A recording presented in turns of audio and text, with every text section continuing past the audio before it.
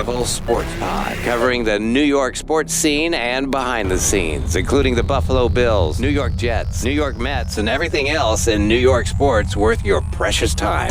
And now here's Joe Pastor and Glenn Ferretti. Welcome to another episode of Rival Sports Pod. I'm Joe here with Glenn, getting back to you after, the holidays and a little bit of flus and other ailments going around the houses, but at least in the houses of Bills fans, we're riding high right now. How are you doing, Glenn?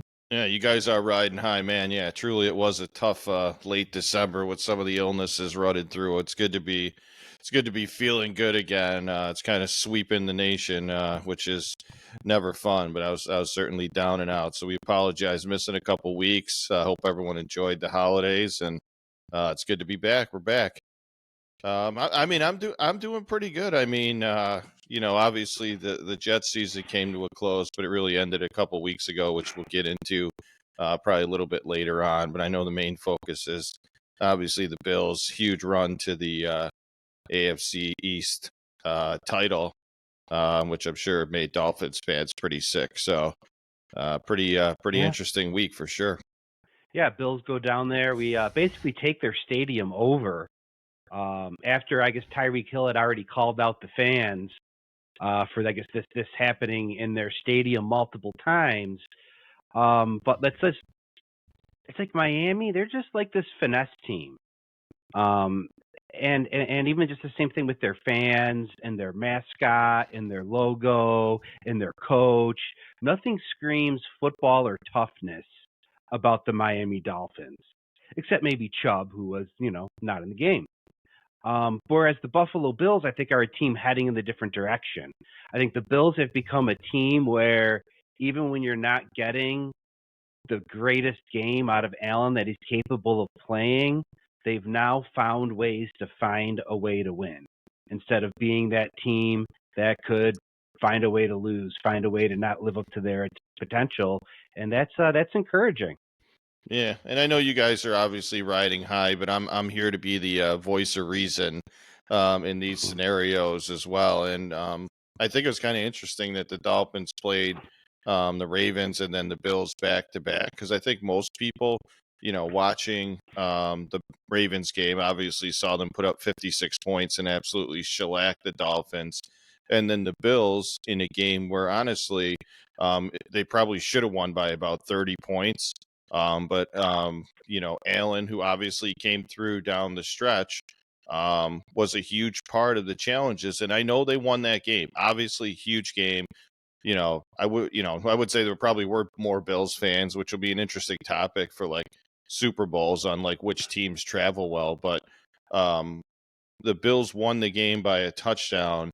But like, are they going to be able to win the games later in the playoffs playing like that? Because I think it's like, hey, you could beat the Dolphins, who just lost by 30 to the Ravens the week before, but can you beat a Kansas City? Like, if you play like that against Baltimore, you're probably not winning that game. So it's great win, great to win the AFC, but to me, there's still a lot of concern around the turnovers and not winning that game by way more than 7 points. Because like you said, like they destroyed the Dolphins in that game. There's no way that should have been a 7-point game. And it was a lot like the Heat game last year, where the Bills are outclassing them in all these categories and somehow found a way to lose that game. Whereas this one, they found a way to win.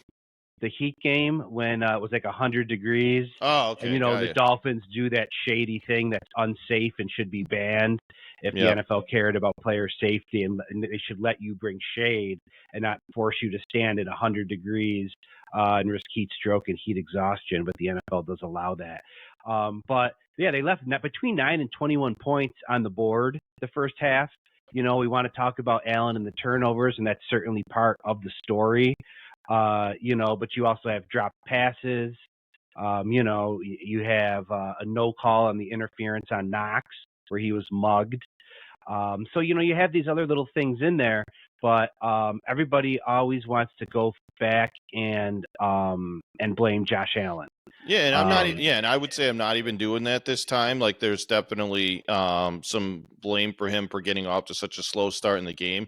My point was really that like the room for error in the next few games becomes Oh, minuscule. Like well, you're it, not going to overcome those games and play like that mhm. and win Super Bowls, which And that is obviously the goal of this team. So that's all I'm correct. saying is like And they've been able to survive that.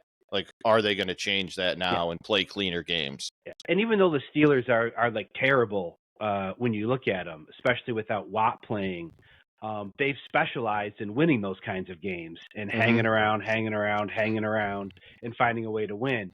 But yeah, I think the teams that you're worried about Baltimore, in the AFC. I guess Well, even though Kansas they're City, if they down, get there, you don't want to look past Kansas City. They are down, but even so, you don't want to look past them. But Mahomes has never had to go on the road, so we'll see how little crybaby Mahomes does if they do win the game, and the little crybaby has to go on the road and see how he does. That should be interesting.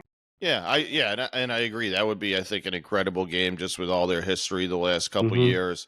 But I just think if you're playing a Kansas City team led by Mahomes and you lose the turnover battle by a couple turnovers, like he Mm-hmm. probably doesn't have many losses in his career. Mm-hmm. I would think, and probably the same thing for Josh Allen. Like when the Bills win the turnover battle by a couple, like his record's probably Mm-hmm. incredible, and and he kind of leads the way. So I just think it'll be interesting. I actually It don't will. think they'll have any problem with the Steelers Yeah. coming up this week. But yeah, I think it really gets interesting after that. But we can certainly get into obviously the It does. playoff predictions as we get moving along here.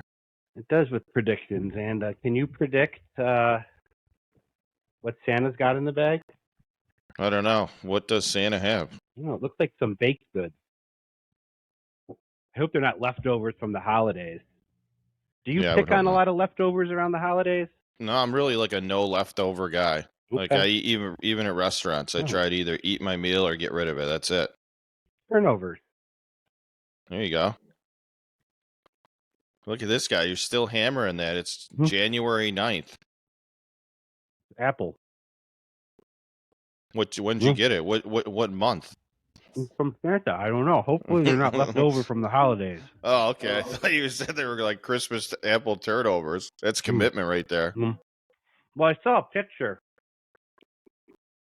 It's the last cheeseburger sold in Iceland from 2009 on display. No mold on it. Really? Is it like from a McDonald's or something? Yeah, that's McDonald's Oh, cheeseburger. Excuse me. oh, Yeah, okay. sold in Yeah. Iceland. So they must have banned it or something because, like, apparently other countries don't allow corporations to excuse me, to poison their citizens. But yeah, Yeah. And we thrive on it here. yeah, we do. We Yeah. do. Well, hopefully, just probably from that coughing is you should probably be limiting your turnovers, just like Mr. Allen. So. I probably should. But yeah, let's. You I mean, know, let's and start. I think we start with the game. Talk a little bit about this game because it was an interesting game and just some of the decisions and plays that happened, and then yeah, let's talk about kind of the Bills road, and then we'll kind of wrap up with some Jets talk and just kind of the offseason outlook here. So okay. yeah, I thought obviously the game getting off to an interesting start with back-to-back interceptions. With Mm-hmm. with Tua throwing an interception, setting the Bills up, prime location, and then the biggest concern for me, and I think it was stated a couple times, was just the fact of Gabe Davis and Allen just being kind of on opposite pages again, like not Mm-hmm. knowing where each other's going to be with the amount of time that they played together. It seemed Yeah. odd that Davis would be cutting And in on that play, on a scramble play by Allen as well. What are your thoughts? the more I think about it, and the more I talk to people, it seems like it's got to be more of a Davis thing. Yeah. If Allen is gonna basically attempt a no-look pass for all intents and purposes, he's counting on him to be there. Yep. And there's really no reason to run to the middle of the field in that situation. Yeah. But I don't know. But they're also better without Davis on the field. I mean, Shakir is doing a great job. I guess Shakir has a 100% catch rate during the winning streak on balls thrown his way. A lot of them are short passes, but not all of them. No, I thought it was impressive his speed down the sidelines on the on the one kind of out route that he ran that he literally Yeah. just took like a beeline down the field. Be amazing if more guys actually did that. It seems like a lot of guys always try to kind of slow down and juke, and he was just like a one-man missile down the sidelines. Yeah, so I mean that's encouraging. But yeah, I mean Davis is Davis. He's easy to blame too. So like part of me when I'm sitting there doing the blame, it's like how much of it easy is it to blame the guy who seems to never play up to his potential or rarely play up to his potential and make the mistakes? Is he the easy scapegoat? But I just find it hard to believe that Allen would be wrong that many times, or Yeah, most quarterbacks yeah, would be because wrong. it's hard to say like the offense got going when they were when Davis was out of the game. But I mean, I think I texted you and they had almost 300 yards of offense in the first half and 7 points, which seems That's impossible true. Yeah. to have that many Well, yards and only 7 points. But I'm interested. So what's Gabe Davis's status coming up for this week? I haven't looked too much into it. it's a sprain. They're leaving it a little murky. Mm-hmm. He may be out a short time. They haven't really said for sure. He's questionable at this time. Right. Yeah, The knee only big sprains name, aren't good though. no, the only big name out is Watt. Rasul Douglas hopefully is going to be good to go. He was on the sideline in his pads. He said he wanted to go back in, but they have Jackson, who they're happy with. He does a nice job. So I guess why rush it, especially if the playoffs were clinched, right? If the playoffs were clinched, I don't think you rush the guy back on the field. Yep. So like I think Douglas is the bigger deal than Gabe Davis. Definitely want to see Rasul Douglas in there. I mean, what a great trade.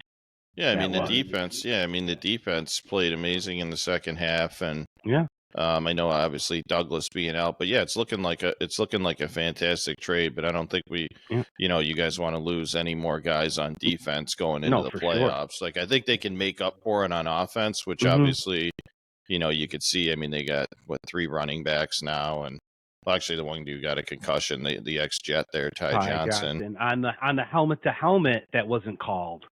Like, Yeah. how do you miss that call?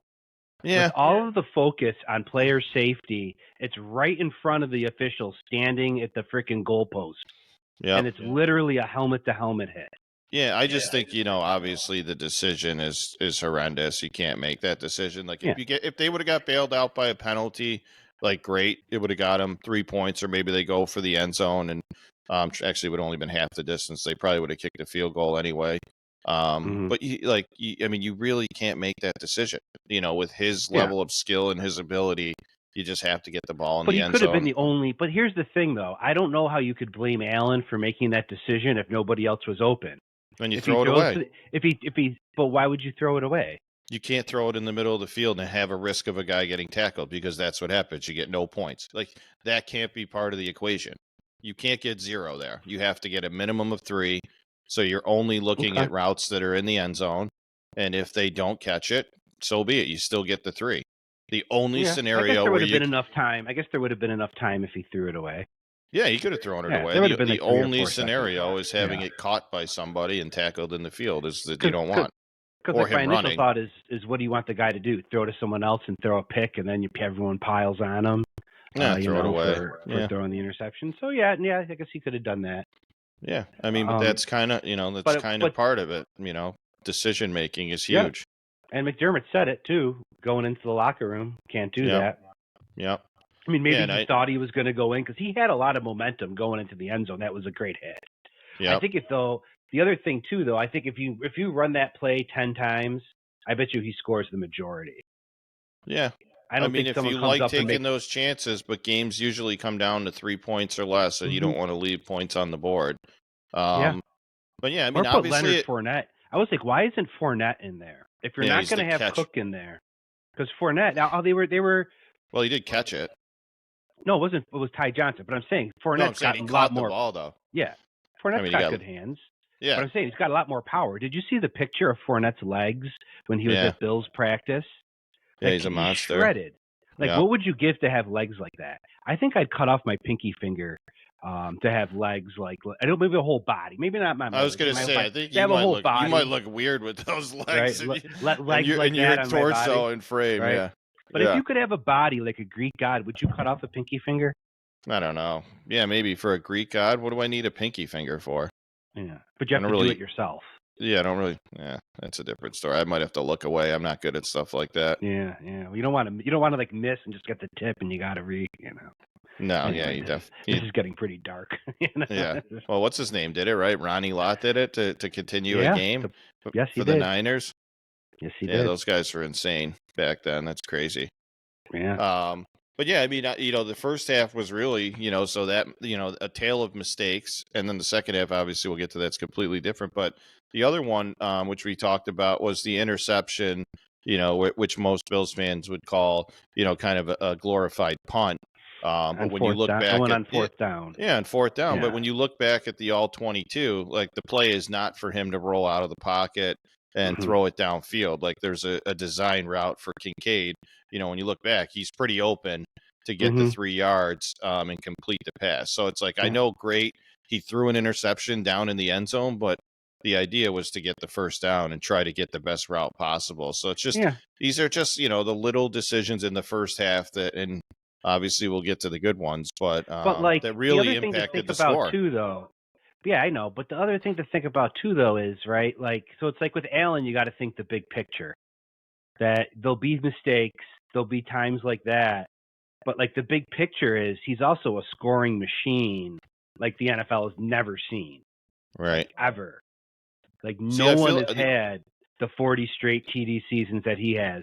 No one has ever had as many games with one passing and one rushing TD. So See, that's the but thing. to You me, see him all do that's over now. Like right now, it's like none of that shit matters. Like now, it's well. like who has the ability to win close games, not make big mistakes. Like this is the playoffs now. Like Mhm. it's a completely different thing. That's what I'm saying. Is like we get it. Like he's got Yeah. great stats. He's led the league and everything. But my mindset right now is like, do I really believe that they'll win the Super Bowl if they continue to play and make some of these mistakes? And like I would say 100% not.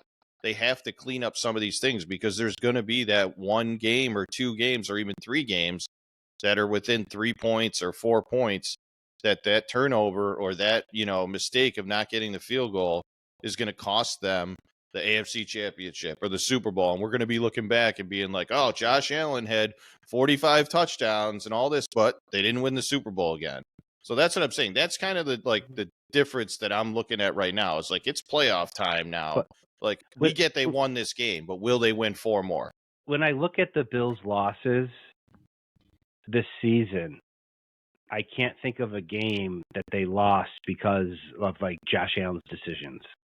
How was the Maybe you Jets could say game? the Jet game, but that I was going to say, but how here's my how point. bad would that But have been? my point about that game is I think you were just they were overwhelmed as a team by the Jets defense. They just couldn't do anything. Game some were I'll bad point out that they decisions. lost because of Josh Allen They were was the terrible Minnesota throws. Viking game when he fumbled the snap in the end zone. Or then maybe he threw the pick at the end of the game. Or another game they lost because of Josh Allen was the Tennessee game that same year when he slipped going into the goal line. But like they don't really lose. I feel like a whole lot of games. Because of Sounds Josh like Allen. you just found a few of them. But I had to go back a year. Yeah. Well, this season, I mean, yeah, you had. I'm not saying. Yeah, I get it. With his numbers, it's like he can usually overcome them, but he hasn't. He hasn't been able to do it in the playoffs yet. So that's what I'm saying. Is like I feel like everything gets turned up now, to where those mistakes cost you AFC championships. They don't cost you Week 14 against the Washington Commanders. And I think this year, more than anything, you could win playoff games much more with the boomer football mentality, right? Like they didn't lose the 13-second game, right, because of Josh Allen. Again, the Bengal game, they just got overwhelmed. But I think this year more than ever, you're seeing you could win the ball by, we're going to control the clock, we're going to keep the score down and not make mistakes. I mean, look at who's in the playoffs: the Steelers, the Browns. who play with that mentality. So this year, more than any, there might be some fact, a lot more Yeah, and fact Kansas behind City's that for not me. putting up a ton of points right now either. So No, really, they're probably winning with their defense. opening it up doesn't really happen until you get to the AFC Championship against Baltimore, who's Mhm. putting up some points. So yeah, it's an interesting, it's an interesting year. So, but Can kind of getting to the can really Baltimore be a fraud no like no chance. Miami? No No, chance. Because you I look mean at their they've won schedule. such big games though. That's true. But if you look I, at their schedule, it's not all that impressive. I mean, I'll bring it up. Let's see here. Well, I mean, they pounded Miami, who you guys just struggled to beat. So, I mean, it's hard to say. You got a very equal comparison at the same time of year playing But the they have same team. like no Eagles, no Chiefs, no Cowboys Yeah, Eagles. I guess it depends on when you played them. when you played them. Yeah. Yeah, they play. Well, they beat the Bengals. They beat the Texans. They beat the Browns. They beat Detroit 38-6. That's a pretty good measuring stick. Okay, They that's a beat good one. Seattle 37-3. Yeah, they're very consistent. Beat the Rams 37-31. Beat the Niners 33-19. I would say that, and they beat the Dolphins 56-19. Yeah, I mean, to me, they're definitely the favorite in every So they have game two. if they're They still beat two playing. really good teams. They beat two really good teams. Yeah, and so did the Bills. Right. Yeah. Okay. I mean, some people would wonder if Kansas City's one of a really good team. I would say Dallas. I forgot about the 49er game. Yeah, that was in San Francisco. Whooping. Now, Miami fans are really upset right now. I was taking some pleasure looking at them, and the fans are ripping into McDaniel, calling him their so-called genius of a coach. Yeah. They were mad at him for not running the ball in the second half. I guess they only had 17 plays in the second half. And they're even going after Tyreek Hill for drops. Yeah. Because his drops have gone up. I guess he's averaging, I guess he's at 4.7 drops per whatever. And I guess last year he was under 2. Which, I mean, yeah, man, if you're blaming a guy with 1,800 yards, you guys are really, really something, those fans. Yeah, well, exactly. And I think, that's why they don't go to the games. But it's almost like a Josh Allen thing too, right? Like, if Tyreek Hill has drops, and some of them were big drops in the game, right, at the end, but a big reason why Miami's been winning games is because of Tyreek Hill. Well, yeah, I mean, it's hard. I mean, it's hard to discount the fact that they also didn't have Jalen Waddle or Mostert, who had 20 rushing touchdowns this year as well. So I actually thought that game for the Bills was such a must-win because of the fact that I would not want to play Miami again fully loaded with their offensive roster. Like, I mean, let's be honest. Like, they caught I mean, the Bills could win that game. Like, I'm not saying they can't, but they would have been playing in Miami again with their full lineup of players. Like, they were hurt. Man, they had a ton of guys out in that game. So, I mean, they left a lot, which we've talked about. They left a lot of points on the board against a really hurt team who in the game lost two or three more valuable starters as well. So, I mean, they were pretty much playing with like Jalen Ramsey and Tyreek Hill and Tua. And that was really it. Well, Achane, who's a rookie, who was also injured this year. The Bills were also down to a fourth linebacker. When Dotson got hurt, they had to throw Balin Spector out there, who was a special teams player. Yeah, I'm just I agree. Obviously, every team and Gabe Davis got hurt in the game, but those are some substantial pieces for the Dolphins to be missing. Your starting running back and Jalen Waddle. I mean, that's so I'm just saying I wouldn't have wanted to play them again. So more the reason why to win that game to play the Steelers instead of playing the Dolphins in Miami again. I mean, the Dolphins, they had like a 99% chance of like winning the division at one point this year. Yeah. I think it was right around that time I made that future bet that's still out there, even though I've already cashed some piece of it. So did you bet the AFC East, or what did you bet? No, I bet the Bills this is when they were 6-6, Bills to make the playoffs, and that's cashed for $500 already. And then I have Bills to win the AFC Championship, Bills to win the Super Bowl, $2,000 if they win the AFC Championship, $2,500 if they win the Super Bowl. And right now I could cash out for $800 instead of $4,000, but I'm definitely letting it ride through the Steelers game, and then we'll see. You want to borrow a jersey? No, I'm not doing that. Actually was talking about this. If they wind up winning the AFC Championship, would I rather win the 2,500 or have the Bills lose the Super Bowl? And right now, I'm leaning Bills lose Super Bowl and me lose bet. Because I'm serious. Like I'm really struggling with that to actually have the Bills streak end. Like I think what I would do is probably hedge the bet in the other direction and root against the Bills in the Super Bowl and forfeit the money. Why wouldn't Because you, why money would, like this, why wouldn't you you know, just why wouldn't you just cash it out? I could cash it out. Yeah, I could do that, or I could try to bet it. But it's like, dude, money comes and goes. But It the does. Bills still having no Super Bowls, that It could does. last forever. So But it's like, it could be a nice vacation. But I understand how hard it is because, like, someone was saying, why don't you just bet big on the Steelers? So this way, if they win, you win your money. it's too early. Because the money Yeah. line odds won't be big enough. Maybe in the Steelers game, but I'd have to bet a lot. You know, it's right now I have, a $200 investment to win $4,500. No, against Baltimore. It said bet on the Steelers against Baltimore. So if they lose, then the Bills are in, and then if the Steelers win, you win money. Yeah, that's true. Yeah, I was like that game. I was like as far from anything of betting in my life. That was like almost impossible. That they almost lost to backups. But you guys know about that. Yeah. That happened once before. Fast Willie Parker game. The Fast Willie Parker game. Yeah. But we also saw in the game the aggressive side of Sean McDermott towards the end of the game, going for it on the 4th and short on his own 35. And not getting it? No, they got it. Oh, I thought you were talking about the last one that they didn't get. The last one they didn't get, but the first one they got in their own territory. So they would have given Miami the ball in their own 35. And one of the things Bills fans we've been talking about is, would McDermott have gone for it on 4th and short on his own 35 if the playoffs weren't already clinched? And I don't know if you'll ever know the answer to that, but I think it's an interesting question.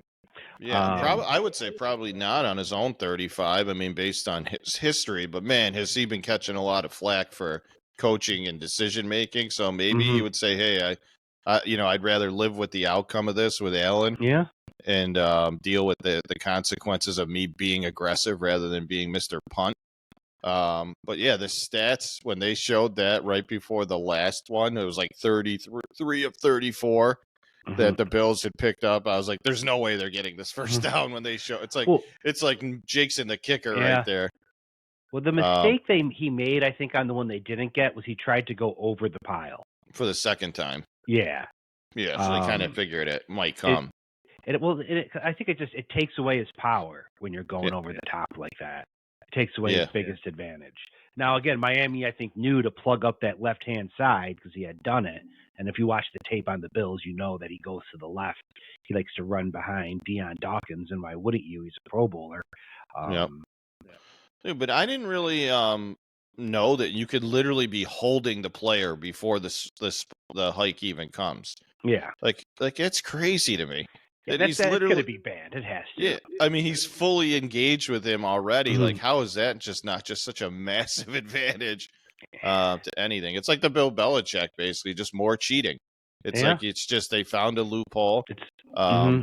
He actually found the one loophole that I thought was pretty ingenious too, which I'm surprised more teams have not done. Of when it's like first or second down and it's like towards the end of the game and there's only like 7 or 8 seconds left, and teams are going to go for a Hail Mary where he holds the receivers. It's like, dude, I can't believe more teams don't do that because you don't get the time back. Yeah. So you'll get one untimed down instead of 2 or 3, because you just keep holding their players. It's pretty brilliant. Yeah, that came up after 13 seconds. Like, that's what the Bills should have done against the Chiefs. They just should have kept holding on every play. Right. Yeah, because they weren't going to go the length of the field. Really, just one play. Once you stopped one play, they wouldn't have the time. 13 seconds twice, 3 times. Yeah. Right. Yeah. Yeah, I'm saying you hold once, you're now down to 6 seconds. Like you're not completing 2 more passes. No. Oh yeah, no, for sure. Yeah, that was Well, you know what? Maybe the old Hoodie knew what he was doing. But he did. So we'll see where he ends up. Yeah, could end up in Washington, I heard, which I feel like is like football hell. Yeah. They threw out Harbaugh for Washington to be close to his brother, for his family, and then the parents could move out there and they could all be together. Yeah, I heard that too. It The was parents say they're a interesting. real close family. Like, did you see how he surprised his brother at the game last night? Yeah, he was late because of flight delays. He knew he was going to be there, but he was like super late due to flight delays. But I did think it was interesting after the game last night how he started talking about next season's practice, and I'm like, so is he coming back to Michigan, or is he really like that smart to like put it out there like ahead of time? Because he was like, yeah, normally we come back at Valentine's Day is the first day of practice for the next season. But he's like, I told the guys if we win this game, we're coming back in mid-March. So I'm like, is he really that smart to be like telling this whole story about when the next season's starting and he's bolting? Or is he possibly just coming back and all the NFL stuff is just, smoke again? Or is he keeping all options on the table, Yep. I mean, that would be wise too, probably. Well, all I know is we are unfortunately stuck with Robert Saleh for one more year. Yeah. And I know you're on that text and thread with a quarterback who's not very close with his family. No, he certainly is not. He's not. He didn't get any Christmas presents. No. Mark's son this year to my son.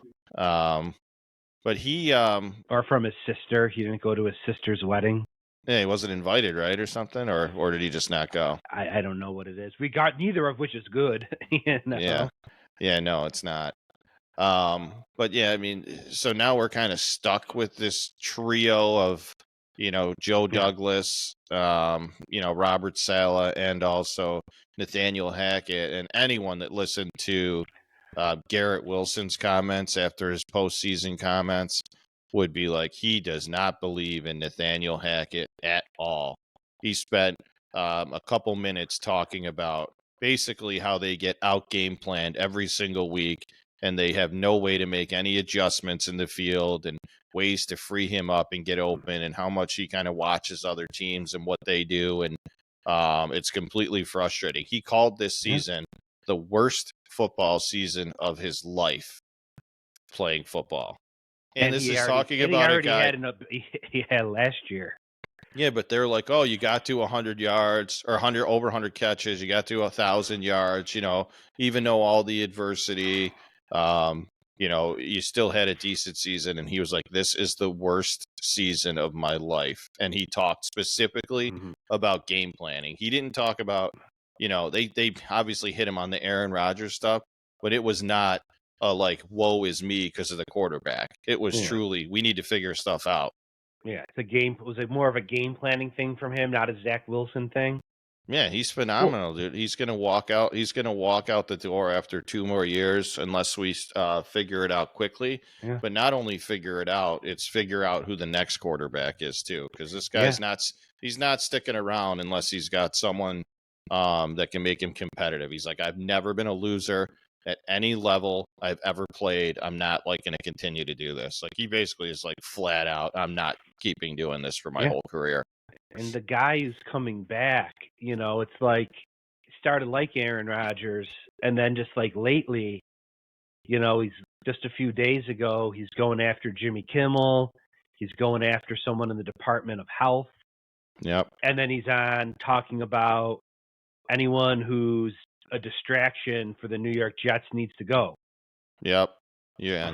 Pot. Do you not count? Yeah. Do you not count?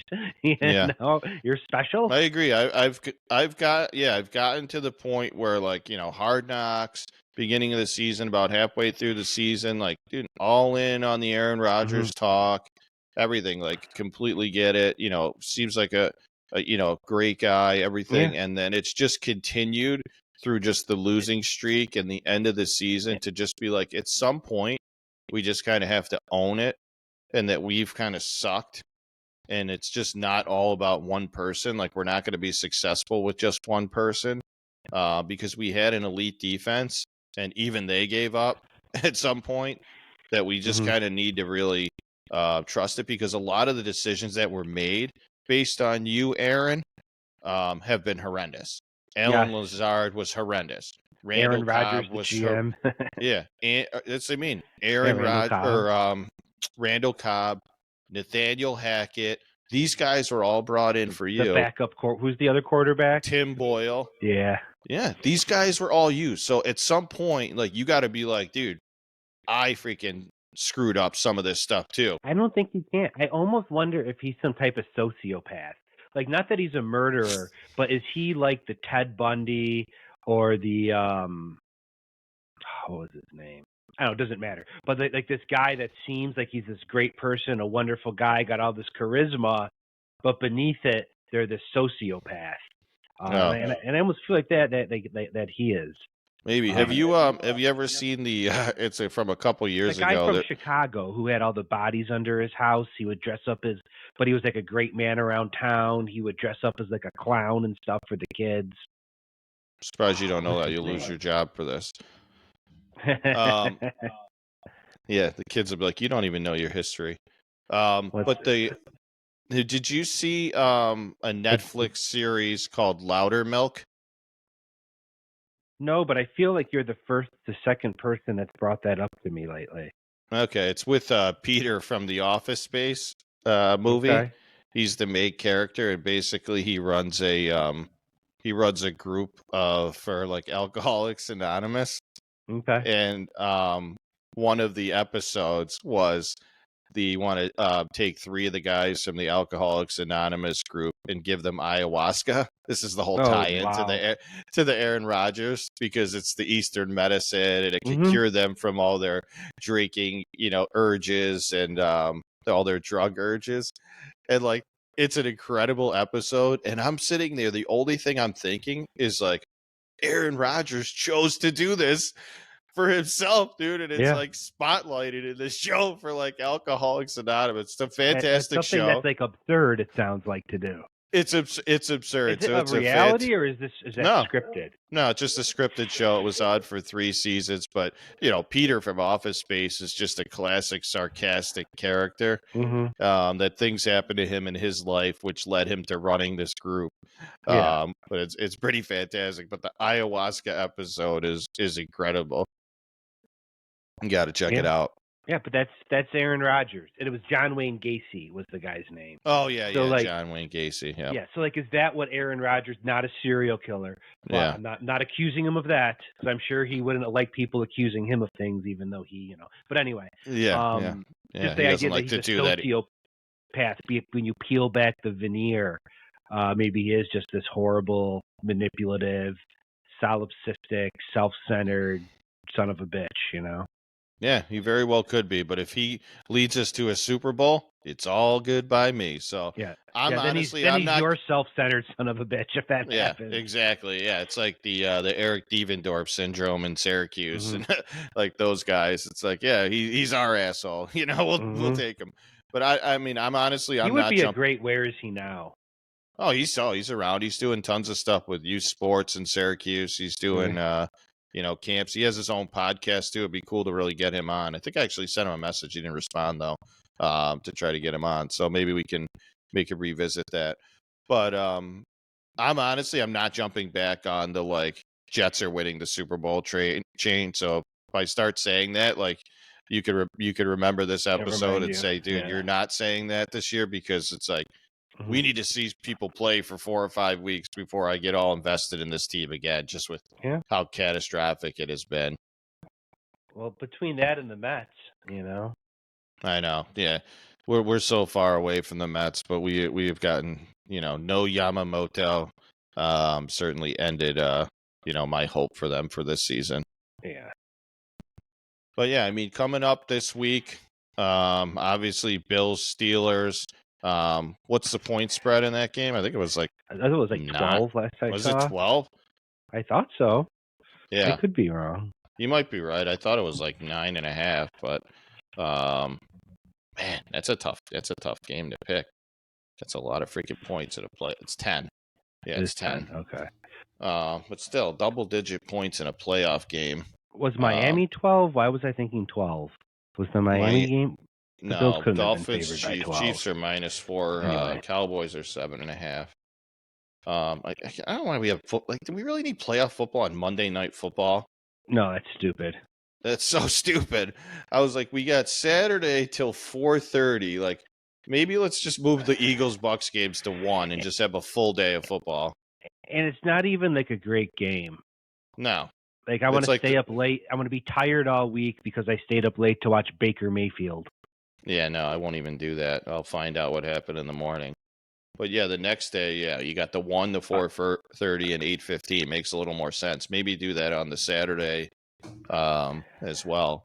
But yeah, Bills got the cushy time slot in the 1 o'clock game on Sunday, so they're used to that one. So we'll be interested to see who's heading up to Orchard Park for that game. Yeah. And maybe their fans are just taking it for granted that we get playoff games at home now. Seats are are into the 300s, so there's definitely demand for them. Yeah, that's so crazy how like that's expensive to Bills fans. That's like a regular season game for the Jets. Yeah, it's not cheap. It's like a week 6 game against like Minnesota. The Jets tickets are $350. Yeah. That's that blue collar town and table jumpers and jumping in fire. Like honestly, I feel like it's. I mean, you guys are going to completely disagree, but the table jumping has kind of run its course. Like more of the videos are stupid than funny anymore. Like it was awesome in the beginning when they first started doing it, but very rarely like am I getting text from like a sick table jump. Like it's usually a disaster happening now. I view it now as just a drunken thing for people to do. Yeah. Yeah, it's lost its novelty though. Maybe I could see the only novelty would be if they win the Super Bowl, I'm going to go out and jump through a table to celebrate. Like I think people would you approve of that if I jumped through a table if they won the Super Bowl? You're definitely going to get hurt. I mean, yeah, that's fine. I would love to watch it. Yeah. There's no doubt. Most of the time, you think at 46 you're not going to survive that? No, I would say yeah. You're just like we were talking about that Greek god body. I don't think you have a table jumping body anymore. No, but I got more cushion. Yeah, it'd be interesting to see in February how your school appreciates you being out for a few months for table jumping. But yeah, I think the Bills fans prepare for the Regents. Yeah, I think the Bills fans would rather see Pinto Ron come back and maybe get rid of the table jumping. I mean, to me, that never loses its luster. Watching that guy just get destroyed by ketchup and mustard. Yeah. I guess his what do they say? His car is like died and they're just leaving it there, like it's not movable anymore because he used to drive it to the games and it's in rough shape. Well, I was playing Call of Duty Zombies and we jumped in a Pinto at one point. I was playing with a Southerner and I was like, "You ever heard of Pinto Ron?" And he said, "Well, no." So I was, "Well, I'm from Buffalo." I said Buffalo because you say, everyone thinks you're from New York City. Right. If you don't say like Buffalo, it's the only place people know outside, not New York City. So I explained to him that, and he was just laughing and then talking about how crazy going back to the tables. Like he's like, all I knew is y'all jumping through tables and lighting them on fire. Yeah, it's all people know. Yeah. Yeah, we're not known to be the smartest people. No. Well, I'm not lumping myself in that category. I guess you guys are not known to be the smartest people jumping through fiery tables. I've never jumped through a table, but I mean that wasn't a thing when we were in our 20s. You know. Yeah, that's I mean someone got that going and it was cool for a little while. Now it's like I mean they're not even they're banned at the stadium now. I mean they're so really the Bills don't even want it anymore. Like they've had enough of it. Probably they're like, we can't get all these ambulances back to pick up all these broken limbs and everything. Or the bowling ball. Have you seen the bowling ball? But we've all thrown. They put the Everclear in there and take the shot. It's so disgusting. Yeah, I mean, I can't be a hypocrite. We've all thrown a few back at a tailgate, so no, and done silly things. I wouldn't have been surprised if I was jumping off a bus onto a table. So it's not impossible to think people enjoy doing that. But yeah, big week, man. I think it'll get interesting after this week to really see what happens. I mean, you don't want to obviously look past anyone, but if the Bills lose this week, it would be catastrophic for the team people are going out in this round. Heads. Yeah, home game, Steelers, Mason Rudolph. I mean, all you could think of is Myles Garrett ripping his helmet off and beating him with it. I mean, you can't lose to that guy in the playoffs. If you get beaten with your own helmet, you're not winning a playoff game against my team. That's fair. Yeah. It was Miles but then Garrett, then though. it gets fun. I think then it gets really, really fun. Yeah, 'cause it's probably going to be the what Chiefs happens. next. Yeah. And that's Maybe. if the Chiefs win, the Bills play the Chiefs no matter what. If Miami wins, then it depends who they play. Yeah, so the Bills win, they automatically have 2 home games. So yeah. Yes, but I'm saying if the Chiefs win and the Bills win, it's automatically Bills Chiefs next week.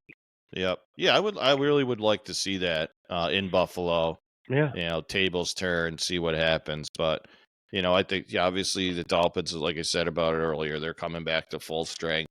Chiefs are only favored by 4 in that game, so they're expecting a lot closer game. I think it's going to be too cold for Miami. My way too early bet is bet Chiefs and bet them big. There you go. Well, it's not too early now. I would get in now because I think you're right. I think the line's going to go up. I think What is the line right now? 4. 4? Yeah. Yeah. Yep. Oh yeah, it must have already. Yeah, this says 3.5. Yeah, so it must have went up. Yeah. Well, we'll see what happens. So, man, it was a good week. They got it done, and I'm one bet in the victory, so I'm free rolling the rest of the way. So let's see what happens. All right, man. Well, glad you're feeling better, and we'll see what happens next week. All right. Go Later. Bills. See ya. Thank you for listening to Rival Sports Pod. Please make sure to like and subscribe on YouTube or wherever you listen to your podcast. You can also email us at rivalsportspod@gmail.com with any topics, ideas, or questions.